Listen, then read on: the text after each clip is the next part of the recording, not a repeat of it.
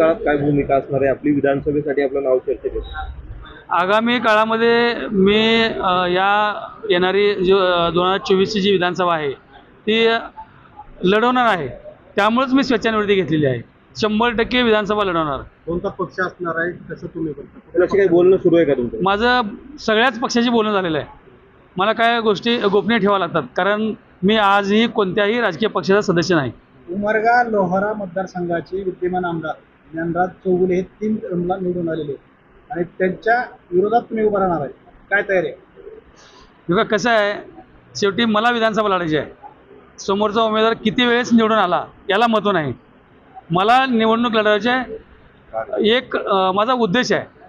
कोणता उद्देश आहे? मी शेतकऱ्यांचं काम केलं, गोरगरिबांचं काम केलं, गोरगरिबांची सेवा करत आलो, ते आजही चालू आहे. फक्त मला गोरगरिबांचा आशीर्वाद आहे आणि जनतेतून मला पाठिंबा आहे. तुम्ही लढा, आम्ही सोबत आहेत. त्यामुळे मी निवडणूक लढवण्याचा निर्णय घेतला.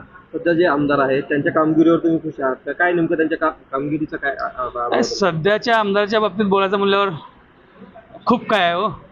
किती कामं झाले, किती निधी आला, कुणाला दिला, किती टक्केवारी घेतली, कामं कसे झाले. आता या उमरगा शहरामध्ये बरेच कामं झाले आणि बरेच कामं चालू आहेत. त्यात किती टक्केवारी घेतली, कशी घेतली, कामं कसे झाले याची चौकशी करायला लावा ना. आपल्या माध्यमातून मी या उस्मानाबाद जिल्ह्याच्या धाराशिव जिल्ह्याच्या जिल्हाधिकाऱ्यांना आणि बांधकाम विभागाच्या संबंधित अधिकाऱ्यांना मी सांगू इच्छितो की या उमरगा तालुक्यातील किंवा उमरगा लोहारा मतदारसंघातील जेवढे काही कामं झालेली आहेत सर्व कामाची चौकशी करावी.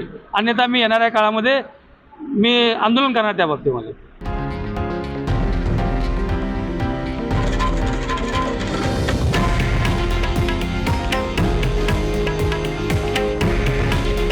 हे आहे देशातील नंबर 1 न्यूज नेटवर्क आणि आपण पाहत आहात TV9 मराठी.